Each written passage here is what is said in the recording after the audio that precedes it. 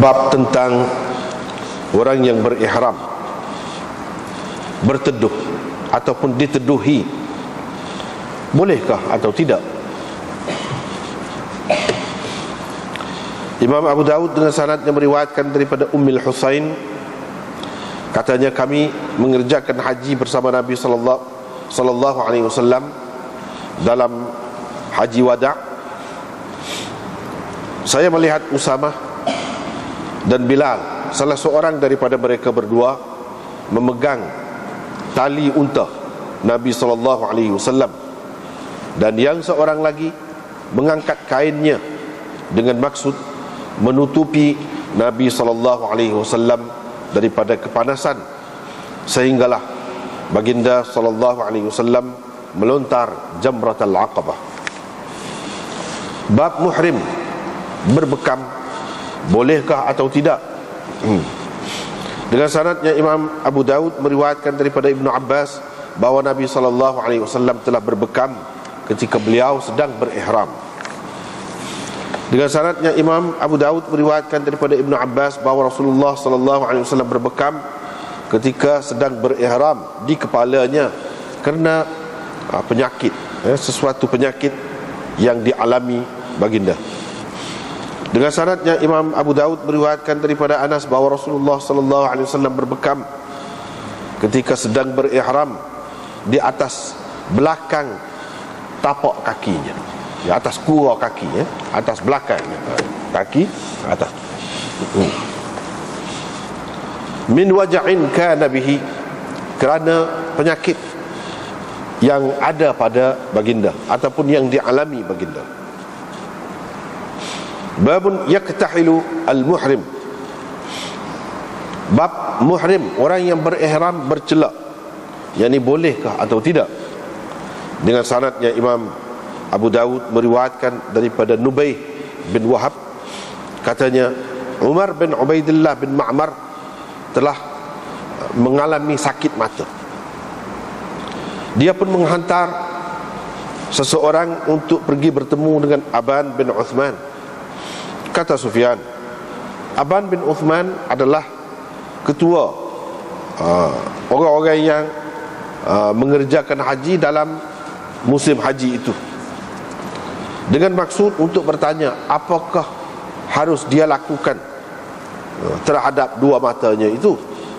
Qala, kata Aban, idmidhuma bis sabir, kamu tempek kedua mata kamu tu dengan sabir, jadam. Kamu lumur, kamu tempek kedua-duanya dengan sabir, yakni jadam. Kerana sesungguhnya saya telah mendengar Uthman menceritakan perkara ini dengan diambilnya daripada Rasulullah sallallahu alaihi wasallam. Dengan sanad satu lagi daripada Nubaih bin Wahab, hadis yang sama juga. Babul muhrim yaghtasil, ini bab orang yang berihram mandi, bolehkah atau tidak? Dengan sanadnya Imam Abu Daud meriwayatkan daripada Ibrahim bin Abdullah bin Hunain, daripada ayahnya yakni Abdullah bin Hunain, bahawa Abdullah bin Abbas dan Miswar bin Makhramah pernah bertelingkah di Abwa, berbeza pendapat, bertelingkah di Abwa. Kata Ibnu Abbas, orang yang berihram boleh membasuh kepalanya. Miswar kata tidak boleh orang yang berihram membasuh kepalanya. Abdullah bin Abbas pun menghantar Abdullah bin Hunain itu untuk pergi bertemu dengan Abi Ayyub Al-Ansari. Bila dia pergi, dia dapati Abi Ayyub sedang mandi di antara dua kayu, di antara dua kayu pada telaga, untuk disangkut di tengah dia tu buah per, untuk eret air telaga tu. Kayu di tepi telaga begini, itu qarnain. Itu yang dimaksudkan dengan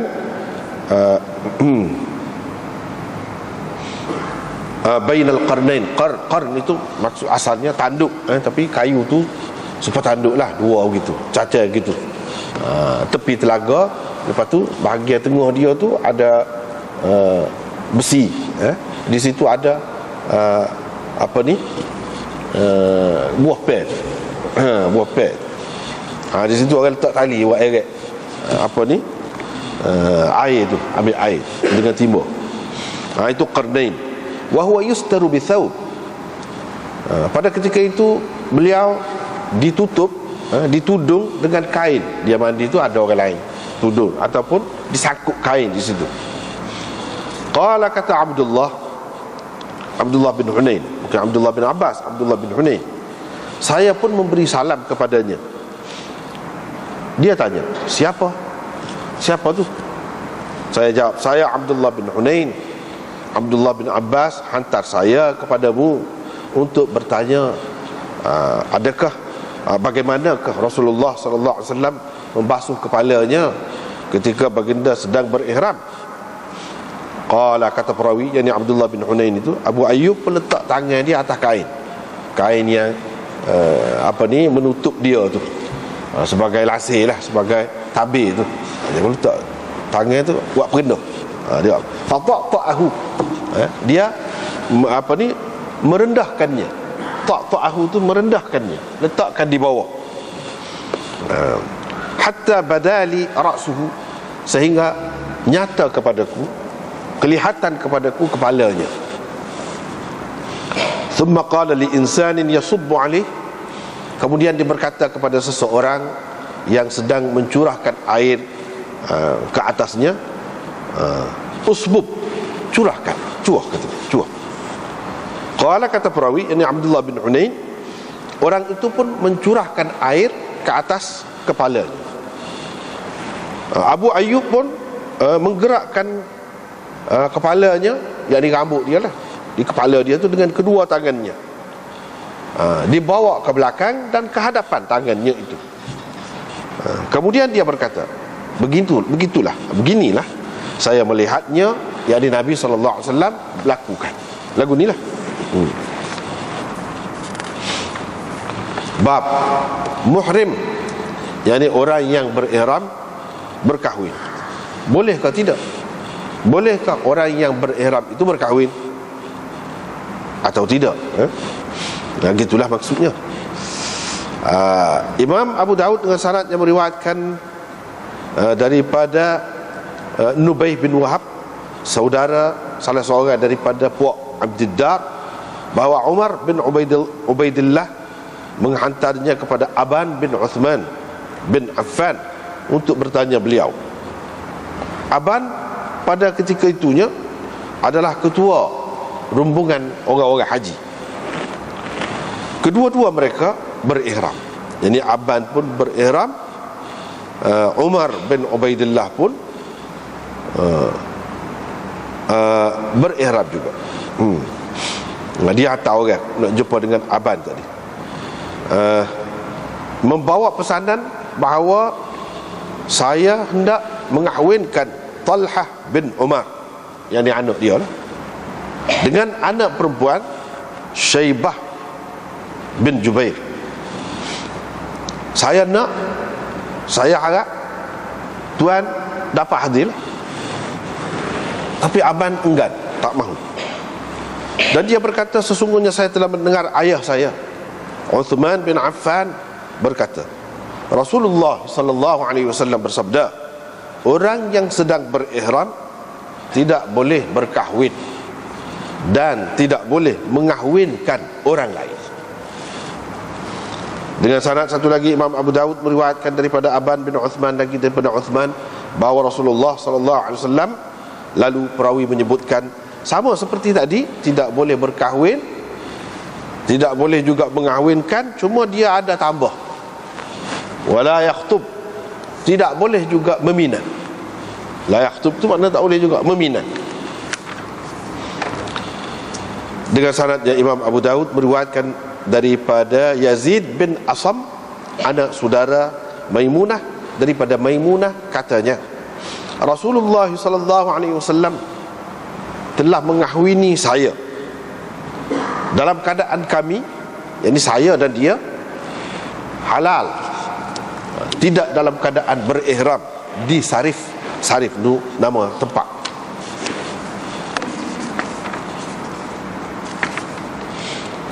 Dengan sanadnya Imam Abu Daud meriwayatkan daripada Ibnu Abbas bahawa Nabi SAW telah mengahwini Maimunah dalam keadaan baginda berihram. Dengan sanadnya Imam Abu Daud meriwayatkan daripada Sa'id bin Musayyab, katanya Ibnu Abbas terkeliru, kata dia, waham, terkeliru tentang perkahwinan Maimunah ketika Nabi SAW sedang berihram itu. Sebenarnya Ibnu Abbas keliru situ, kata dia. Tak apalah, kita tengok semula yang dibaca saat ni.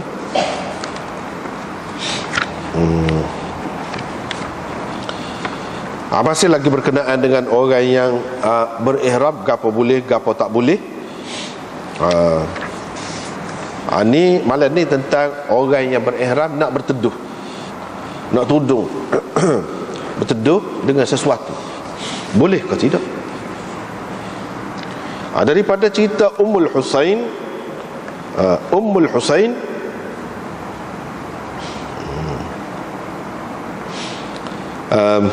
iaitu perawi di bawah dia tu, namanya apa dia? Yahya bin Husain. Daripada Ummul Husain, yang ni dia meriwayatkan, Yahya ni meriwayatkan daripada neneknya lah, sebab Husain tu ayah kepada Yahya. Dia meriwayatkan daripada neneknya, Ummul Husain.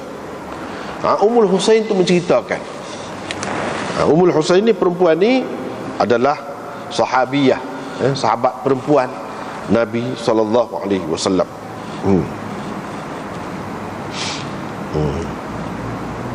Dia kata, bukan dia sajalah, dia seorang, tak ramai lagi orang lain pergi buat haji dalam haji wada' Nabi SAW.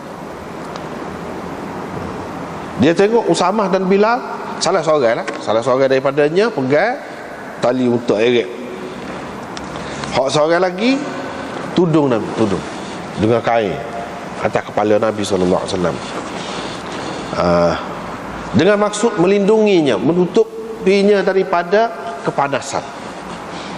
Duduk gitulah, tunggulah gitu, sehingga Nabi SAW melontar Jamrah Aqabah.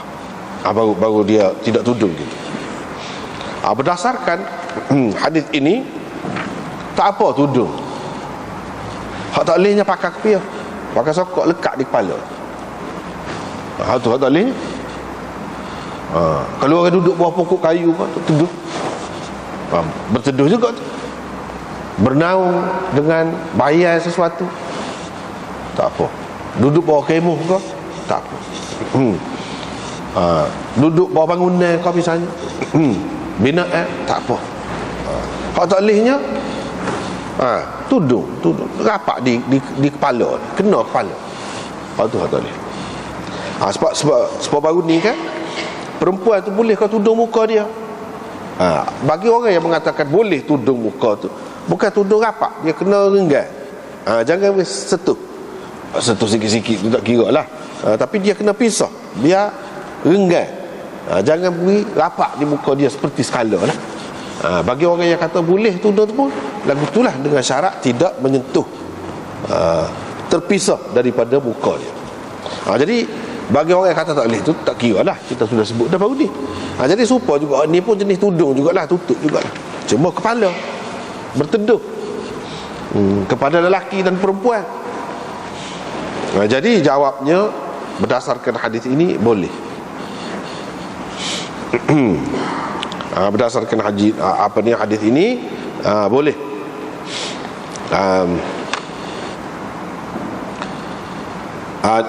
Syekh Khalil Ahmad dia ambil di sini dari segi nak rayak khilaf mazhab ni, ambil daripada Syaukani pada muka surat 64 tu. Dia kata baris yang ke-5, yang ke-6, qala Syaukani, hadis ini menunjukkan keharusan berteduh ataupun menudung kepala dengan kain, apa-apa kain lah, ataupun lain-lain lagi boleh. Tapi dengan syaratnya renggai lah, tidak rapat kena di kepala tu, seperti pakai serban kita tak boleh lah. Inilah kata dia pendapat jumhur ulama. Majoriti ulama kata boleh, tak apa.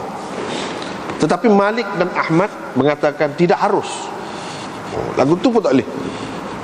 Tetapi Syaukani berkata hadis ini menolak pendapat mereka berdua. Sebab hadis ni terang menunjukkan boleh.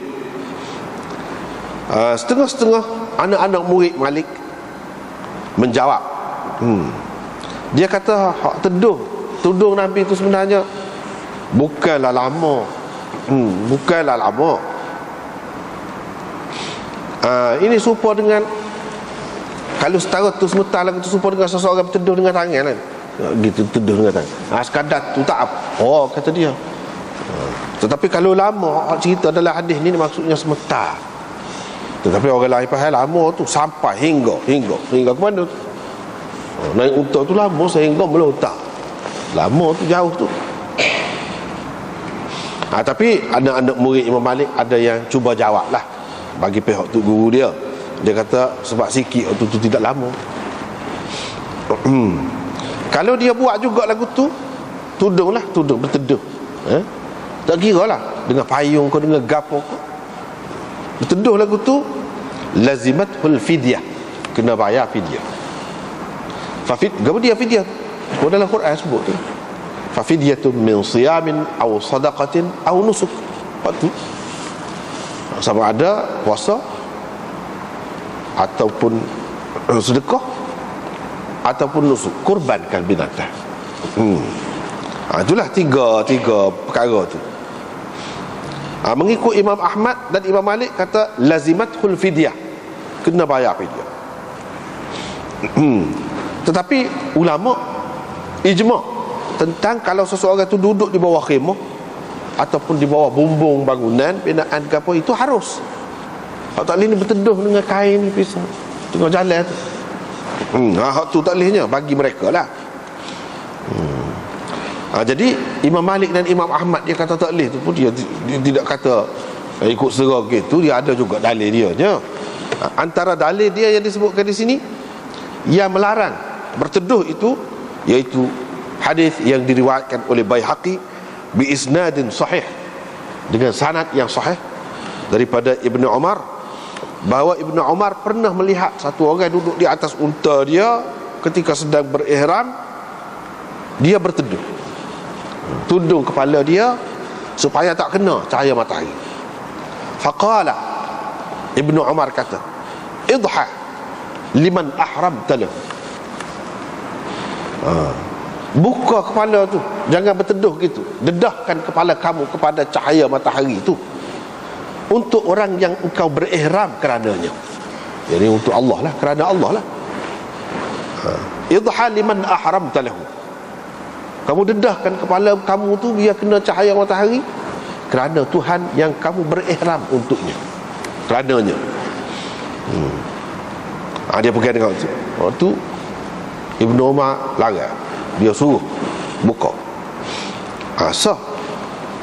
Lagi riwayat Baihaqi juga, tetapi hak ni dhaif, riwayat daripada Jabir, hadis marfu'. Dia kata tidak ada seorang pun orang yang berihram yang mendedahkan diri dia kepada kepanasan matahari hatta taghruba, sehingga tenggelam matahari, melainkan tenggelamlah juga bersama matahari itu dosa-dosanya, sehingga dia kembali seperti baru dilahirkan oleh ibunya. Maksudnya gugur habislah kira-kiranya dosa. Tapi yang kedua ni, hadis ni dhaif, juga diriwayatkan oleh Baihaqi daripada Jabir, dan ini marfu', dikaitkan dengan Nabi SAW. Tapi pihak jumhur ulama, mereka pun tahu juga hadis ni. Kalau nak kira sebenarnya hadis Ibnu Umar hak sahih tu, sebenarnya itu bukan hadis pun, itu athar orang panggilnya. Tapi kadang-kadang dipanggil hadis juga, athar pun dipanggil hadis juga. Lebih tepatnya istilahnya itu athar orang panggil. Jadi bagi jumhur ulama ni, mereka jawab saat ni dia jawab Ibnu Umar itu dengan mengatakan tak ada hujah, tak boleh buat hujah tu Ibnu Umar tu. Sebab apa? Itu pendapat dia, dan dia tak begitu setara mana, tak tahu tu. Boleh jadi sekadar dia fikir lebih baik kalau dia dedahkan sekadar tu je, bukan sebagai haram. Siapa kalau berteduh tu kena bayar fidyah ke apa, tidaklah siapa setara tu. Ada kalanya seseorang ni dia suruh orang bawah dia ikut tan dia tu, bukanlah kerana sesuatu yang wajib, nak suruh sempurna. Jadi kata dia tak boleh buat hujah. Dan hadis Jabir, selain daripada dhaif, hadis Jabir itu tidak menunjukkan bahawa yang dikehendakinya benda ni kita duduk bahas ni larangan daripada berteduh. Tidak. Sesiapa yang terdedah, gitu je, bukan larang. Sesiapa yang terdedah kepada cahaya matahari, orang yang buat ihram ni gini-gini, dia tidak kata larang, cuma secara tidak langsung lah. Bila terdedah tu mana tak tudung, tapi di situ tidak ada larangan menutup tu, menudung tu. Dan wajib kena buka tu tak ada situ. Cuma nak rayak kelebihan orang yang buat kerja haji ni, nyadalah akan bertemulah dengan keadaan-keadaan seumpama itu. Paling tinggi hak lagu ni menunjukkan afdal sahaja. Afdal. Sebab apa? Sebab tak pernah sabar Nabi SAW nak melakukan sesuatu yang mafdul, yang kurang. Jadi dia buat tu hak lebih lah, hak boleh. Dan dia tinggalkan hak afdal.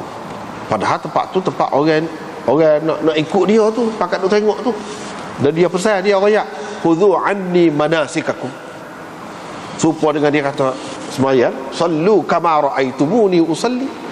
Dia kata juga, khudhu anni manasikakum, ambillah daripada aku cara ibadat haji kamu. Ibadat haji dan umrah ni ambil. Tengoklah. Jadi maknanya segala-galanya dia buat tu akan diturut. Jadi takkanlah Nabi SAW dia nak buat benda hak kurang. Dari segitulah. Tetapi tidak tepat kalau dikatakan Nabi SAW ni tak boleh buat benda hak kurang sikit dengan maksud nak menyatakan keharusan benda tu. Ada juga benda hak Nabi SAW buat tu benda yang kepada orang lainnya makruh, tapi dia buat juga untuk menunjukkan bahawa benda ni tidaklah sampai haram. Harus. Dan untuk memudahkan umat dia, boleh jadi juga. Dia tunjuk tu. Tetapi hadis ni hak kita duduk baca tu adalah hadis yang tinggi sangat kedudukan dia. Jadi hadis-hadis tadi tak pandai nak lawan. Sebab itulah jumhur ulama pegang dengan hadis hak kita baca ni. Selain daripada Imam Abu Daud, orang-orang lain juga ada meriwayatkan hadis ini. Umpamanya Imam Muslim melalui tariq Ma'qil daripada Zaid bin Abi Unaisah. Asal ni lah. Lepas tu sanad atas tu serupa. Dia kata, saya dengar dia berkata, saya mengerjakan haji wada' bersama Rasulullah sallallahu alaihi wasallam. Saya melihat baginda ketika melontar Jamrah Aqabah, dan ketika beliau meninggalkan tempat itu di atas kenderaannya. Bersama beliau ada Bilal dan Usamah. Salah seorang daripadanya duduk menuntun, mengheret unta Nabi sallallahu alaihi wasallam. Dan yang seorang lagi duduk angkat kain menudung kepala Rasulullah sallallahu alaihi wasallam daripada kepanasan matahari. Kata Ummul Husain tadi, dia kata Rasulullah sallallahu alaihi wasallam, faqala Rasulullah sallallahu alaihi wasallam, maka Rasulullah sallallahu alaihi wasallam mengucapkan banyaklah ucapan situ, macam-macam lah lagi, dan seterusnya, hadis panjang lagi. Jadi hak saat ni serupa lah. Ada juga dalam Muslim. Ada juga dalam Muslim. Jadi mereka mengutamakan hak ni lah daripada hak tadi. Walau bagaimanapun ada khilaf lah, ada khilaf. Dan sebab itu pun Imam Abu Daud mari dia nak ayat khilaf, betul lah. Dia nak ayat ada khilaf. Dan dia mari dalil sini, so dalil hak menunjukkan boleh, menunjukkan itulah mazhab dia, itulah cara Imam Abu Daud dalam kitab dia.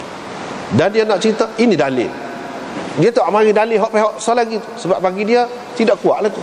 tak pandai nak mari bagi dia. Tak pandai nak mari. Tapi ada kalanya dia nak mari juga. Dalih hak tu, dalih hak ni. Sebab tugas Imam Abu Daud, maksud dia buat kitab ni iaitu nak mengemukakan dalil masing-masing pendapat masing-masing ulama dalam pendapat mereka yang berbeza. Apa dalil daripada hadis? Ni kata gini, mana dalil? Ni dalil. Tapi kalau macam ni kita tengok dalil ni sah. Menunjukkan bagi dia hak ni, hak tu tak sah. Dia tak kenal. Padahal hak kata tak boleh tu untuk guru dia, Imam Ahmad. Dan dia meriwayatkan hadis ini daripada Imam Ahmad ni. Hadis ni hadis Imam Ahmad. Tapi Imam Ahmad tak pakai. Tak pakai. Imam Abu Daud pula tak ikut. Tu guru dia, Imam Ahmad. Dia berpendapat seperti jumhur ulama. Daripada sini kita faham tidak semestinya seseorang, banyak perkara lah apabila belajar hadis ni, banyak perkara. Apabila seseorang perawi itu meriwayatkan sesuatu hadis, tidak semesti lagi berarti dia pakai hadis tu. Tak mesti. Misalnya hak ni, Imam Ahmad tak pakai. Dia kata kena bayar fidyah ke apa. Kalau buat juga, dia tak pakai. Tak pakai itu bukan ikut serah, ikut angin, ikut nafsu dia, tidak. Dengan takwilah dia lah, dengan ijtihad dia. Dengan ijtihad dia. Dan itu yang pertama. Yang keduanya, tidak semestinya seseorang pengarang ni, apabila pengarang kita hadis ni nak mari sesuatu hadis dengan sanad dia, bermakna dia terima, dia mengiktiraf setiap perawi itu. Tak juga. Kalau kita faham lagu tu silap. Tapi di sini tak ada apa masalah lah dari segi perawi itu. Begitulah. Lepas tu bab muhrim yahtajim, berbekam, boleh ke tidak? Berbekam ni boleh ke tidak?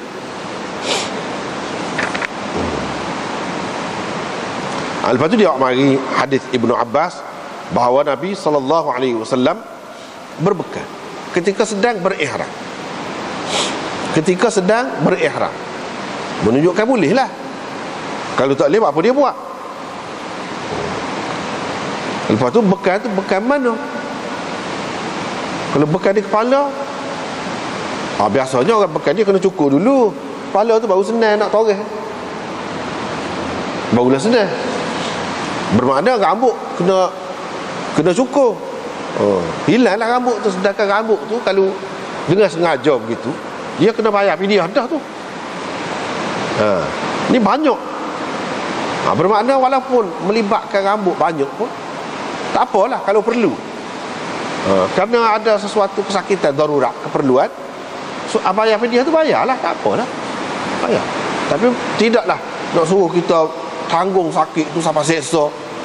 Tak boleh berubah. Dah, nak cerita sini boleh berubah. Dan berubah tu walaupun menyentuh satu perkara yang kena bayar fidyah, walaupun gitu boleh kita buat.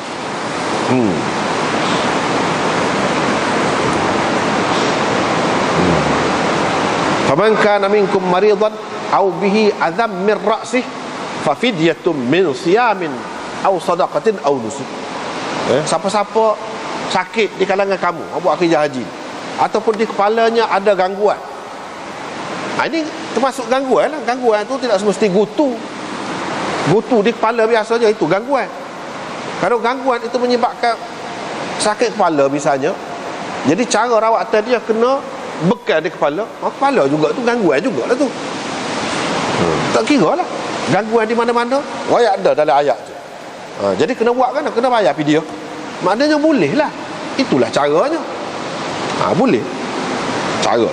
Tapi kalau berbekam itu tidak melibatkan kena cabuk rambut ataupun dicukur rambut, tak apa, tak kena bayar fidyah. Tu misalnya berdasarkan riwayat asal lagi ni. Kemudian ini dia kata Nabi SAW berbekam dalam keadaan berihram. So yang keduanya, hadis yang kedua daripada Ibnu Abbas juga, Nabi SAW berbekam ketika sedang berihram di kepalanya.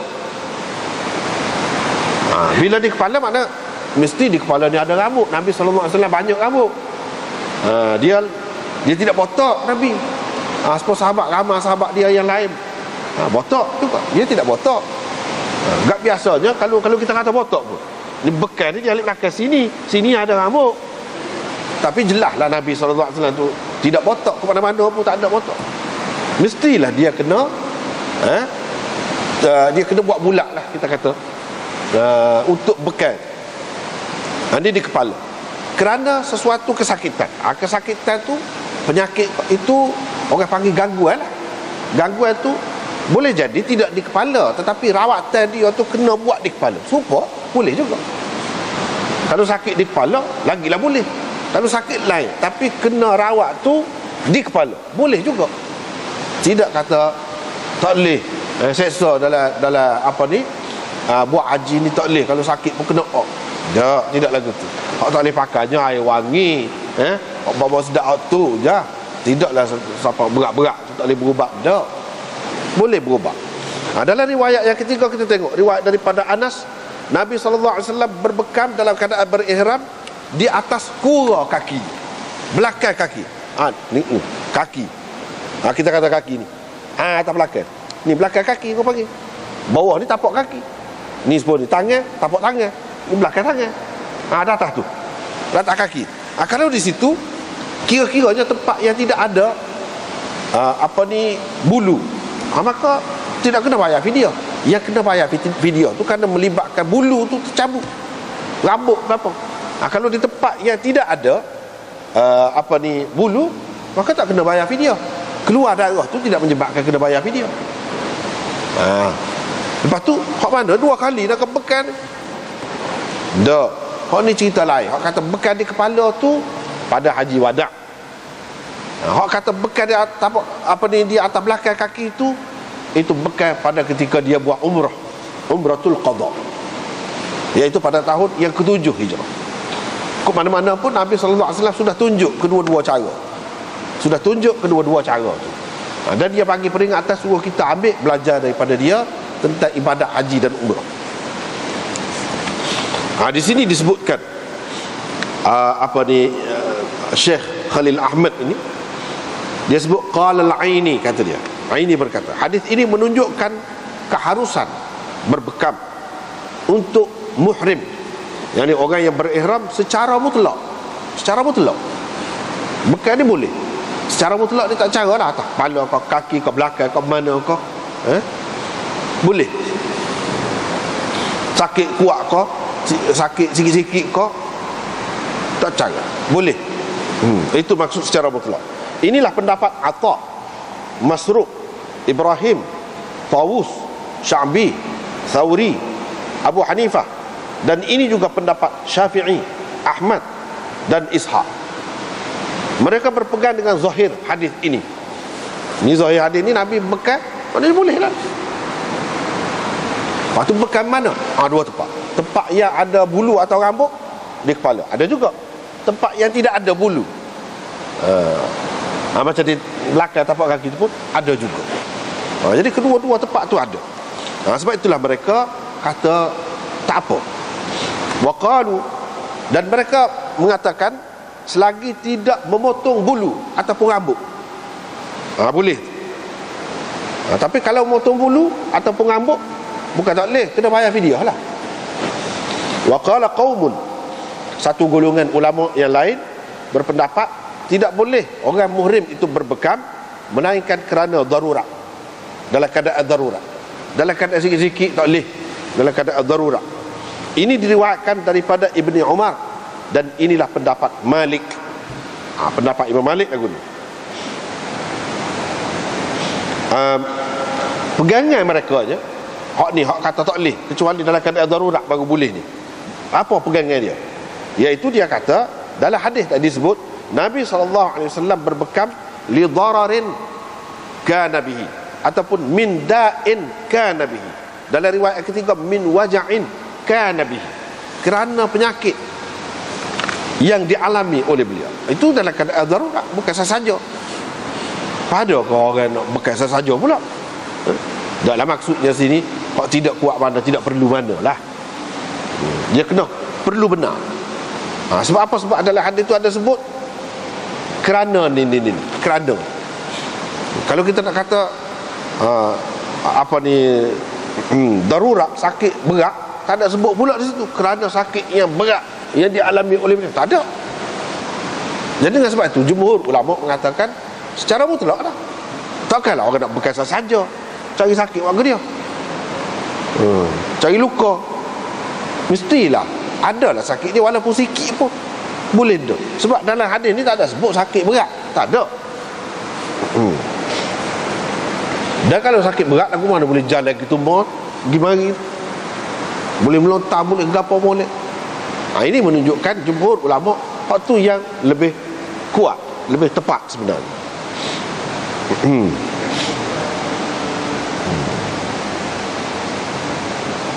Dan tidak ada khilaf di antara ulama dari segi memang tidak boleh seseorang yang berihram itu cukup kepala dia, mana-mana bahagian kepada kepala dia memang tak boleh.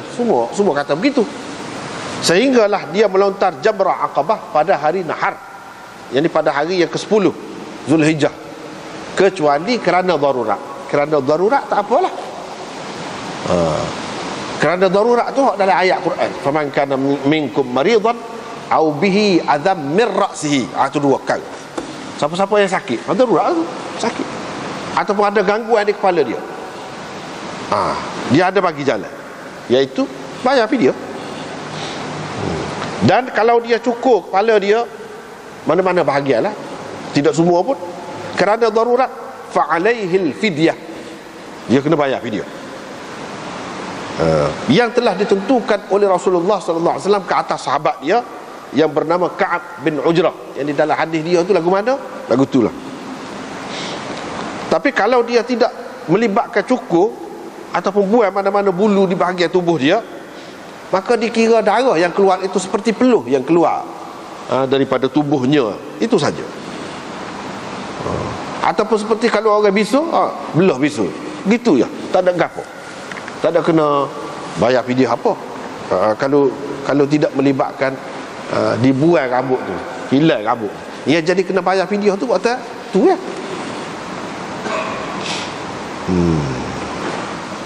Tak kena bayar apa-apa, tak kena fidyah mengikut jumhur ulama. Tapi mengikut Hasan Basri, dia sebut sini, dia kena bayar fidyah. Lepas tu Syekh Abdul Malik di dalam Al-Mabsut berkata, rambut kepala ataupun tubuh, sebab dia bahasa Arab ni dia serupa syaar berlaku. Hak tubuh ni pun syaar juga, hak di kepala ni pun syaar juga. Kita Melayu istimewa juga dari segitu. Sebab di kepala ni orang panggil rambut, hak tubuh tu orang tak panggil rambut, bulu orang panggil. Dia kata tak ada beza di kepala ke ataupun di tubuh, serupa. Inilah pendapat Abu Hanifah dan Syafi'i. Tetapi pendapat ahlu zahir, la fidyata alaihi illa an yahliqa ra'sahu, tidak kena bayar fidyah kecuali kalau dia cukur kepala dia semua. Kalau bersikit lagu tu tak keperluan, termasuk dalam keperluan juga. Sebab apa kena bayar fidyah? Dia kata begitu. Ada pendapat ahlu zahir.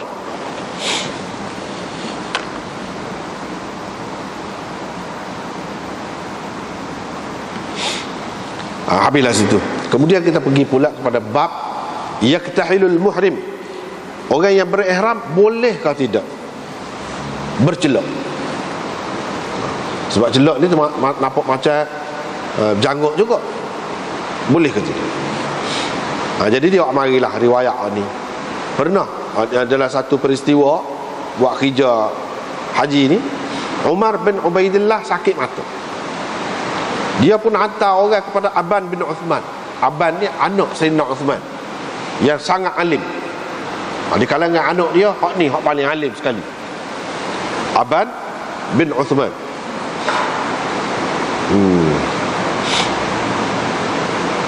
Dan Amar bin Shu'aib berkata, tidak pernah saya melihat orang yang paling alim tentang hadis dan tentang fiqh daripada dia.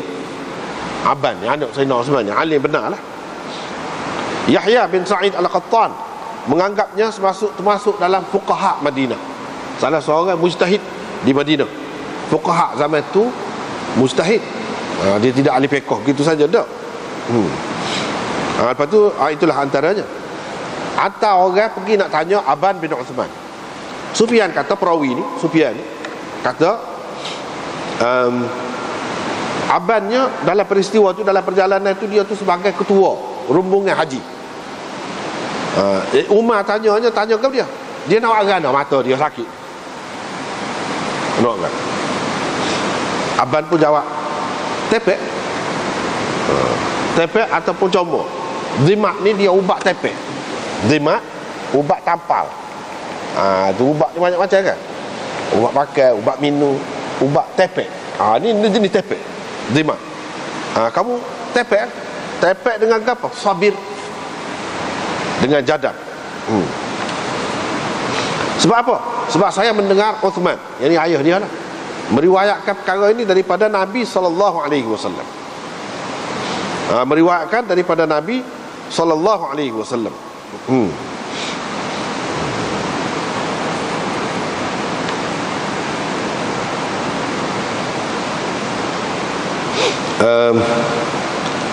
Jadi tepek tu, kalau perlu tepek, kalau tepek banyak lah. Biasanya orang buat, dia tidak tepek, dia pakai celup, dalam bentuk celup. Ataupun bahan ini, jadam ini dimasukkan sebagai salah satu bahan celup. Kalau buat masuk dalam celup tu, bubuh batu, jadi ubat. Bukan sekadar tu. Kalau kata tepek pun boleh. Dia nak ayatnya tepek ni banyak lah. Kalau celup tu sikit je, lagilah boleh. Ni dia nak cerita sini, boleh bercelup, celup dengan maksud berubat. Dan tak ada sebab untuk tidak boleh. Kalau berubat sebab tak adilah. Misalnya sakit, berubat, bekal kau kita kata boleh. Jadi hak ni bercelup ni pun dengan maksud berubat. Tak ada sebab untuk kita kata tak boleh. Yang jadi setengah-setengah ulama kata tak boleh tu sebab setengah-setengah celup ni dia bau wangi. Sebab tu jadi tak boleh tu, sebab wangi tu. Sebab ada bahan pewangi di dalam. Kalau tidak sabit tu, tak apa. Ia termasuk dalam ubat juga. Ambil ubat tak apa pada ketika buat kerja haji.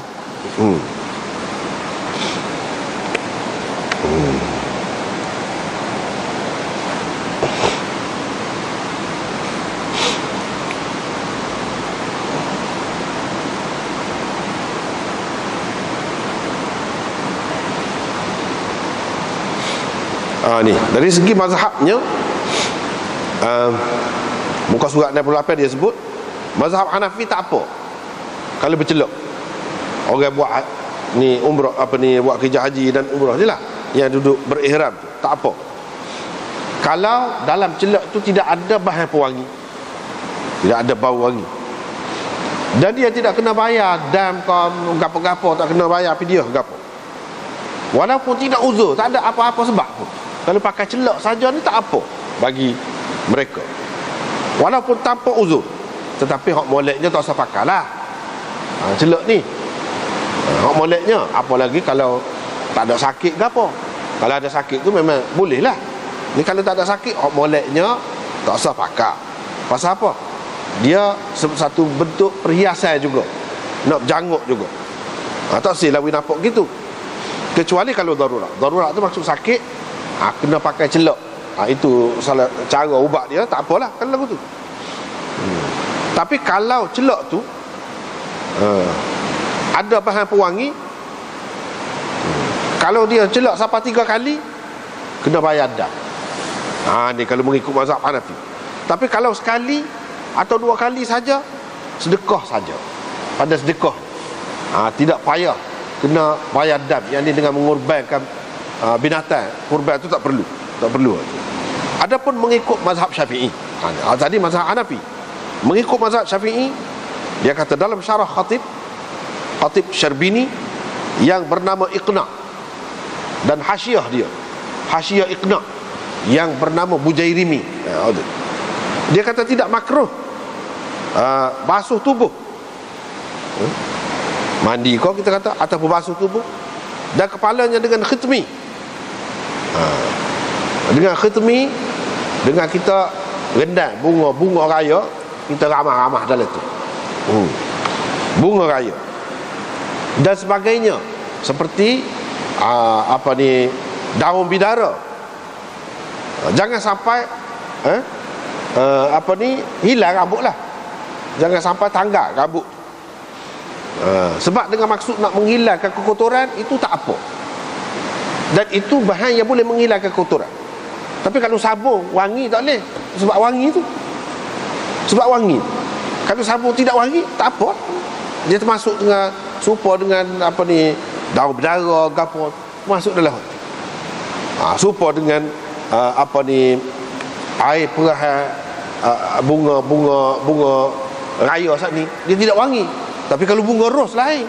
Kau tu air mawar tu lain, dia wangi. Tak boleh lah. Tak boleh tu sebab wangi. Bukan sebab tak boleh bersih tubuh, nak suruh cemar. Tak. Tidak maksud tu. Sebab kita guna hak tadi tu untuk menghilangkan kekotoran, bukan untuk perhiasan. Kalau ada wangi tu baru untuk perhiasan. Tetapi hak moleknya tak usah guna juga ni. Benda-benda lagu ni. Dan tak usah guna juga celak walaupun tidak ada bahan pewangi. Lepas tu kata Muhasyi dia yang membuat hasyiah kepada kitab Iqna'.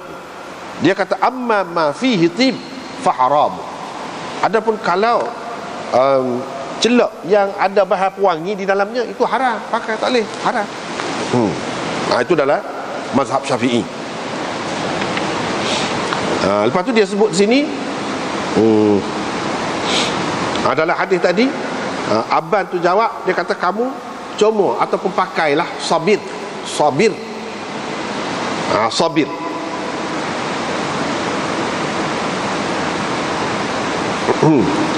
Sabir.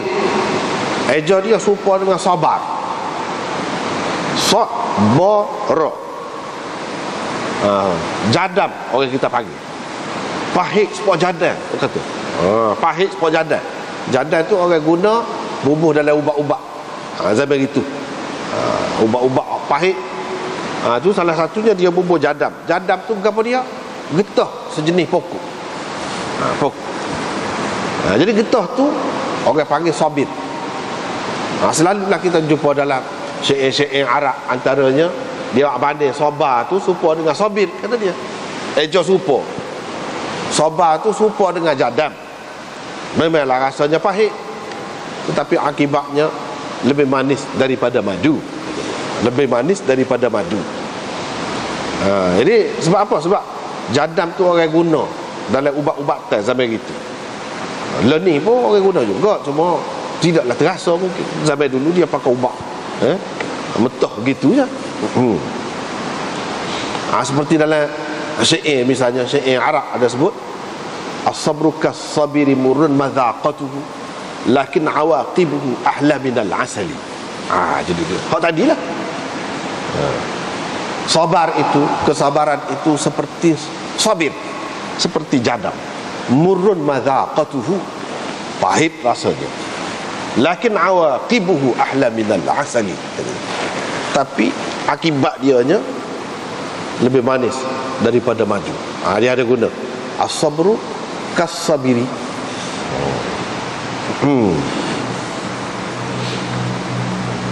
Ada juga syair dia sebut dengan lafaz lain sikit. As-sabru mith lusmihi. Gitu. As-sabru mith lusrihi. As-sabru mith lusmihi. Murrun madhaqatu. Beza sikit. Tapi makna dia lebih kurang tu ya. Sabar tu serupa dengan nama dia tu lah. Orang panggil sabar tu kata dia. Dari segi sabara tu aja. Jadi as-sabru mithlus mihi, serupa dengan namanya. Murrun madhaqatu. Tapi hak moleknya hak tadi. Kalau syair tak apalah. Babul muhrim yang tasil. Ini bab orang yang berihram, bolehkah mandi? Boleh mandi ke tidak? Adakah siapa tak boleh mandi nah? Buat ibadat ni adalah Islam ni sebenarnya. Apa pun ibadat tak ada jenis-jenis unsur dia tu. Ada menyeksa ke diri kok, tak ada. Maka salah kalau siapa lagu. Salah. Ada jadi kotor ke misalnya, Tak boleh cara ke tubuh biar cepat. Tak ada lagu tu. Bahkan setara haji tu, buat kerja haji tu, tak ada bagi kemudahan banyak. Mandi boleh. Dia nak cerita sini, boleh lah mandi. Bukan tak boleh. Cuma ada perkara yang kena beringat sikit lah. Apabila mandi tu, jangan sampai gugur bulu ataupun rambut. Jangan sampai. Jadi gonyah tu udah-udah lah. Sebab kalau gonyah kuat kan kita jadi segar sangat, dan jadi bersih sangat. Sedangkan dia nak suruh dalam keadaan susah. Supaya orang sakit, misalnya orang sakit, kalau dia sakit mana-mana bahagian anggota dia, adakah dia akan gosok dengan kuat bahagian tu? Tentu sakit.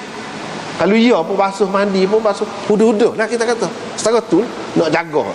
Jadi hak ni pun gitu juga. Sebabnya kalau siapa tanggal ataupun cabut, dia kena video. Hak tu ya, hak tak bolehnya. Mandi tu sendiri tak apa. Mandi tu sendiri tak apa. Di sini ada seperkara hadis ni hak kita baca ni, iaitu wabihi qala haddatsana Abdullah bin Maslamah al-Qa'nabi. Kadang-kadang haddatsana al-Qa'nabi gitu saja. Qa'nabi itu dia ni lah, Abdullah bin Maslamah. Kadang-kadang sebut Abdullah bin Maslamah saja. Ada kalanya dia sebut dua-dua. Meriwayatkan daripada Malik, daripada Zaid bin Aslam, daripada Ibrahim bin Abdullah bin Hunain, daripada ayahnya bahawa Ibnu Abbas dan Miswar bin Makhramah gini seterusnya.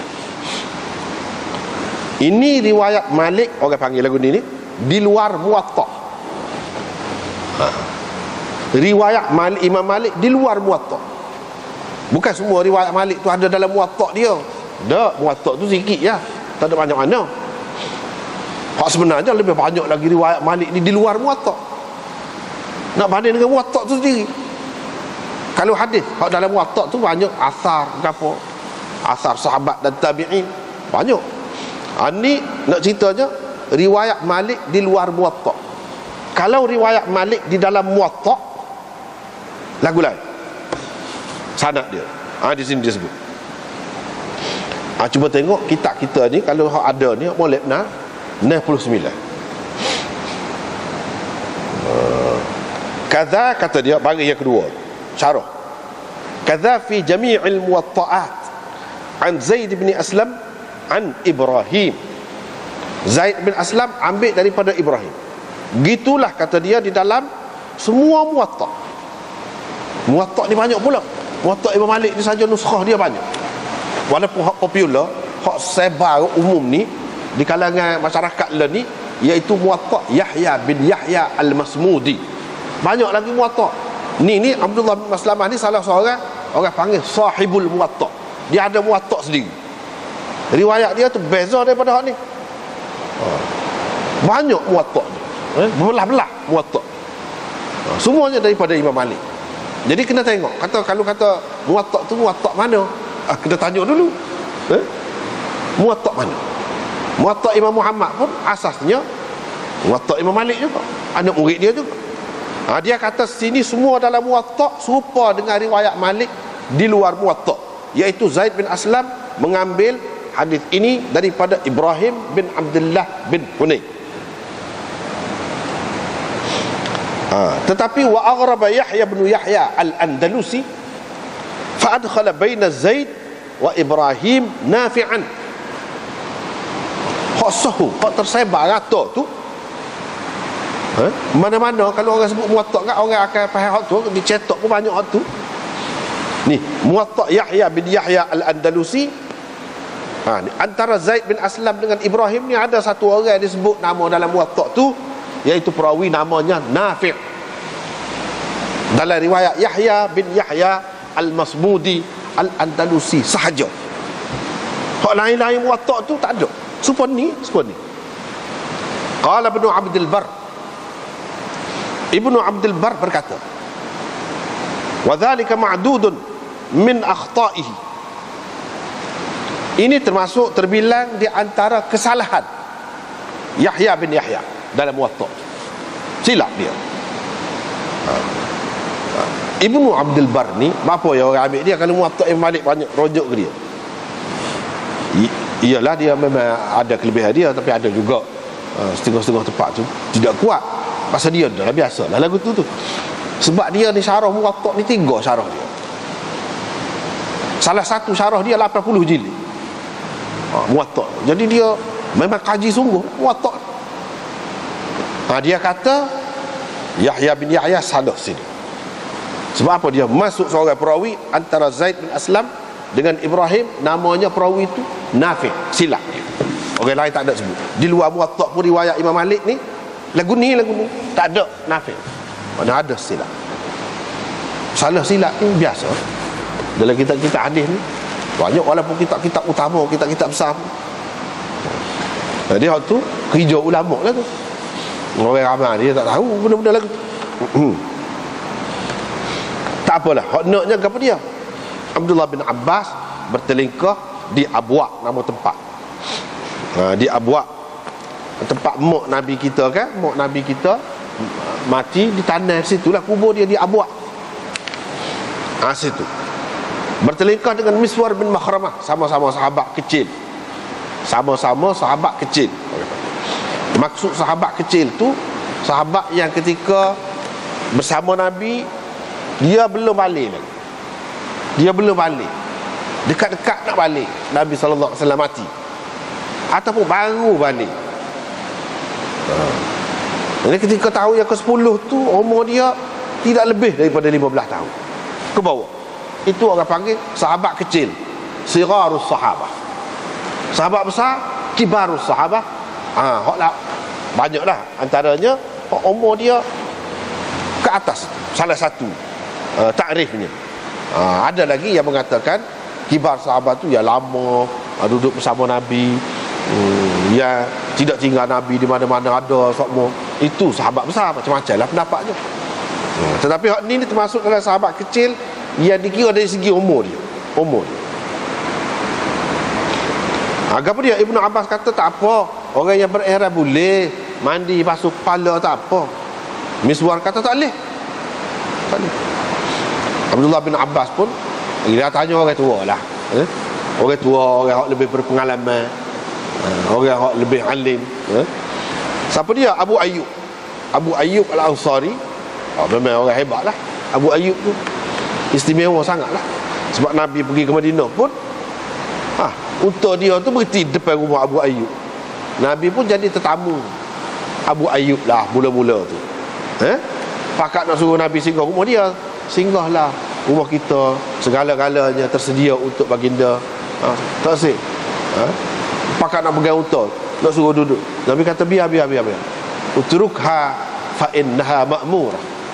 Biarkan unta ini diperintah oleh Tuhan.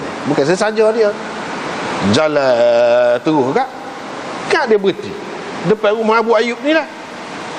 Tu kelebihan Abu Ayyub ni. Singgahlah Nabi di rumah Abu Ayyub.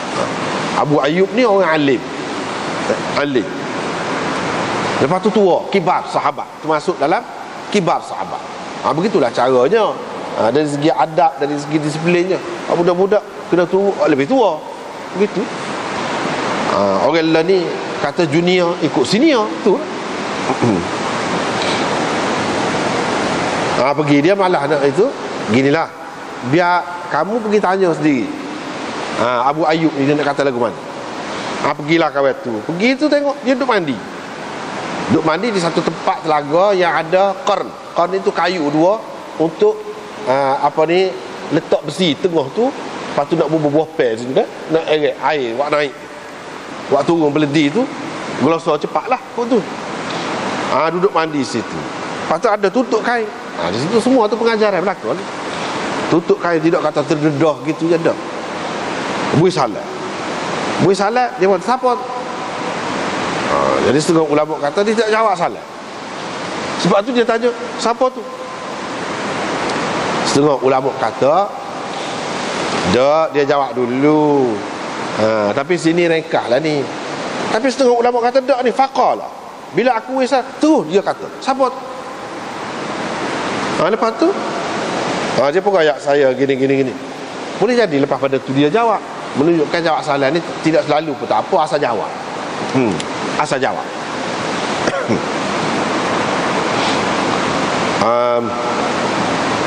Dia tanya waktu lah lagu mana. Abu Ayyub pun letak tangan dia waktu turun kain tu, perendah sikit, perendah kain tu biar nampak kepala dia lah. Dia pun royak ke orang yang duduk curah air ke dia. Yang rupanya ada orang yang berkhidmat, duduk khidmat ke dia, curah air. Bila dia mandi, dia kata curah air tu. Kawan tu pun curah atas kepala dia. Dia pun menggerakkan tangan dia di kepala dia, ke belakang ke depan. Adakah ke belakang ke depan tu sekali saja sebab ambil air maya tu? Tak. Sini tidak nak royak tu. Nak royak boleh lah, ke belakang ke depan kau boleh. Cuma janganlah kuat-kuat sangat. Takut tanggal rambut tu. Begitu. Bukanlah syaratnya di sini supaya ambil air semaya tu sunnah Nabi. Apa dia? Ambil ke depan. Bukan mestilah kutu ni mandi ni.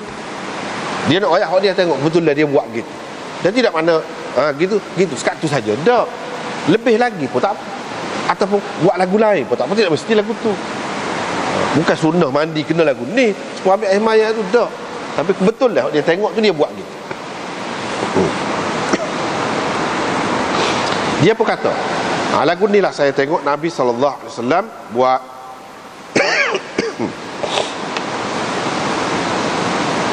Saya tengok Nabi SAW buat lagu tu lah.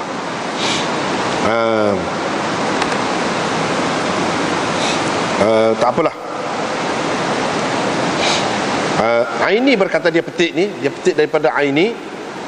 Aini berkata ulama berbeza pendapat tentang muhrim, yakni orang yang berihram mandi basuh kepala dia. Imam Abu Hanifah, Thawri, Auza'i, Syafi'i, Ahmad, Ishaq mengatakan tak apa, la ba'sa bidzalik, tak apa. Kebenaran ini bukan dalam hadis saja, daripada Sayyidina Umar, Ibnu Abbas, Jabir. Ada riwayat-riwayat yang menyebutkan tak apa, boleh. Dan inilah pendapat jumhur ulama. Hujah mereka, pegangan mereka hadis ni lah. Antara hadis yang kata boleh mandi, boleh gosok kepala sikit sebanyak tu, hadis ni. Tapi Malik kata makruh untuk orang yang berihram, makruh. Dan Imam Malik pegang dengan mana? Dia pegang dengan Abdullah bin Umar, sebab tutup guru dia nombor satu. Kalau di kalangan sahabat, Ibnu Umar lah, Imam Malik. Ibnu Umar, dia tidak basuh kepala dia kalau ketika buat ihram tu, kecuali kerana berihtilam. Baru. Kalau tidak. Jadi basuh lain, bahagian lain, gitulah, sikit-sikit. Sebab bagi dia makruh. Itulah dia ikut Ibnu Umar. Jadi jumhur ulama pegangnya, kalau berdasarkan hadis ni basuh kepala boleh, gonyoh-gonyoh gitu pun boleh, buat ke depan ke belakang boleh. Tubuh yang tidak bulu, tidak berambut seperti kepala ni, lagilah boleh. Dia betul faham gitu, lagilah boleh. Tadi pun Abu Ayyub tu dia bukan basuh kepala saja, mandi. Menunjukkan boleh lah, mandi tu termasuklah kepala, tak apa. Tak apa hak tu. Jadi kalau masuk bahagian tubuh yang lain yang lebih selamat daripada tertanggal bulu tu, lagilah boleh. Lagilah aula bil jawaz, kata dia, lagilah boleh.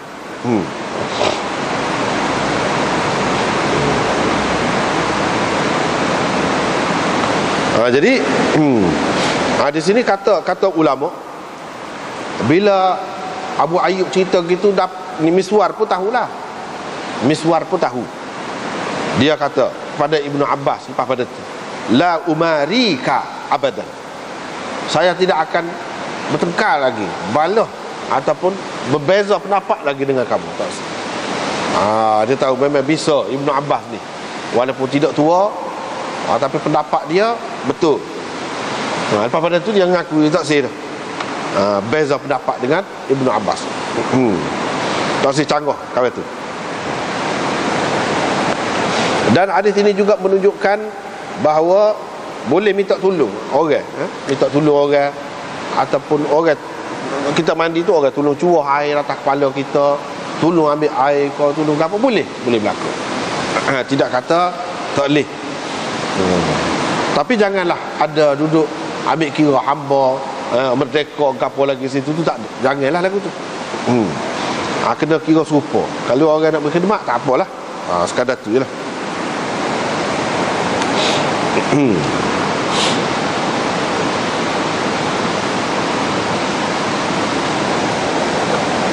Jangan sampai tertanggal bulu tu. Kalau tertanggal bulu ataupun rambut, maka jadi lagu lain lah ceritanya. Iaitu kena kena bayar dam lah, ataupun kena fidyah, orang panggil kena fidyah.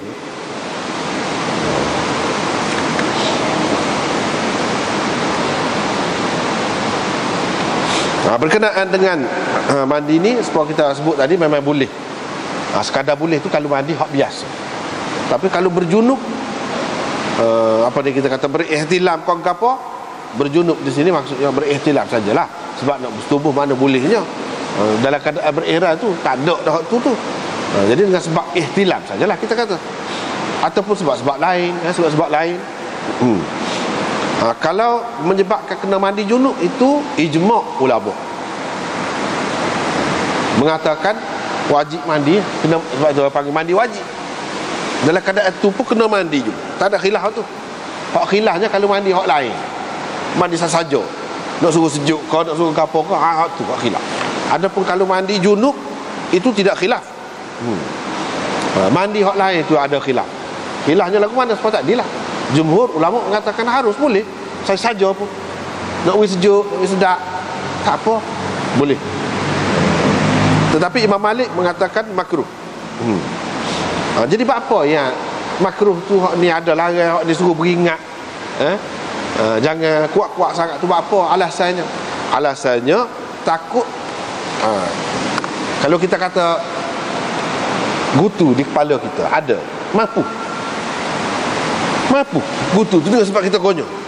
Pun walaupun gutu tu kita kata kalau mengganggu sangat, kita boleh cukur kepala pun boleh. Tetapi kalau ada sikit-sikit siapa mampu tu, tak boleh tu. Kena bayar fidyah tu. Sebab apa? Amal sungguh. Amal damai sungguh di Mekah. Siapa binatang pun selamat nyawa. Hak naknya lagu tu bukan orang saja. Binatang hak kecil-kecil pun kita kena ambil kira. Takut mampu hak tu lah. Selain daripada luruh bulu tadi. Takut binatang apa-apa. Tak kira lah kumel, orang tak nampak tu, tak kira. Tu setakat orang nampak. Setakat orang nampak. Sebab apa? Sebab semuanya selamat berlaku, amal berlaku. Man dakhalahu kana amina. Man dakhalahu kana amina. Jadi hak tu kira-kiranya bukan kepada orang saja. Binatang pun tak boleh nak buru, tak boleh.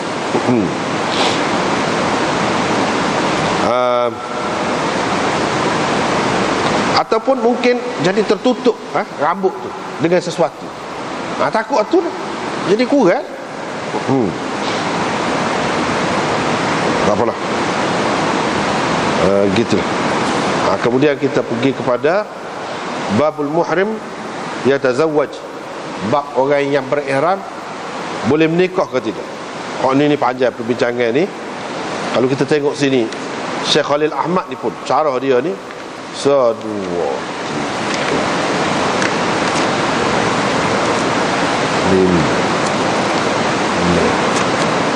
Jadi nil lah syarah dia. Apa saja dia nak bahas, ada benda lah.